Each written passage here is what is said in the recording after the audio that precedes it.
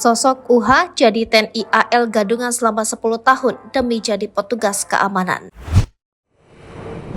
Sosok UH, pria di Serang, Banten, berpura-pura menjadi anggota Tentara Nasional Indonesia Angkatan Laut.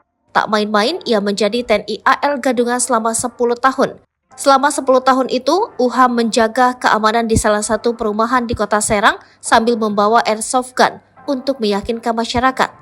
Pengakuan UH warga kota Serang, Banten selama 10 tahun sebagai anggota Tentara Nasional Indonesia Angkatan Laut berakhir sudah. UH warga sipil di kota Serang, Banten diamankan oleh petugas Pangkalan TNI AL Banten pada Rabu 26 Juli 2023 pukul 1.30. Selama itu UH mengaku sebagai anggota marinir dengan pangkat Peltu.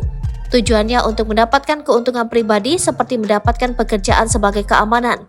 Penangkapan dilakukan di kediamannya di perumahan Pondok Indah State, Panancangan, Kecamatan Cipocok Jaya, Kota Serang. Ketika diamankan petugas Pangkalan TNI AL, pria berinisial UH itu sedang memakai seragam TNI beserta atributnya. Penangkapan UH berawal saat pihak Lanal Banten mendapatkan laporan aktivitas UH yang mengaku sebagai anggota TNI AL. Namun saat dicek, UH ternyata warga sipil. Selama 10 tahun terakhir, UH diketahui bekerja sebagai petugas keamanan di salah satu perumahan di kota Serang, Banten. Hal tersebut diungkapkan Komandan Lanal Banten Letkol Laut P. Dedi Komarudin. Ia mengatakan saat ditangkap, UH mengenakan seragam TNI lengkap dengan atributnya. Selain itu, Dedi juga menyebut UH kerap membawa senjata api yang belakangan diketahui sebagai airsoft gun untuk meyakinkan masyarakat. Dedi mengungkapkan UH melakukan aksi tersebut semata-mata untuk kepentingan pribadi. Salah satunya guna mendapatkan pekerjaan, juga mengaku sebagai petugas kesehatan.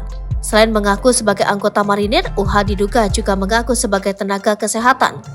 Dugaan tersebut diperkuat dengan ditemukannya beberapa alat kesehatan dan obat-obatan di lokasi penangkapan UH. Obat yang ditemukan adalah 35 keping pil Mirasik, 24 keping pil Mirasik Forte, 23 keping pil Gravadon, dan 18 keping pil Dexanta, serta 5 keping pil Likokak, 5 keping pil Degista, dan 2 buah alat ukur tekanan darah. Saat ini pihak Lanal Banten telah menyerahkan UH ke Polresta Serang Kota untuk tindakan hukum lebih lanjut.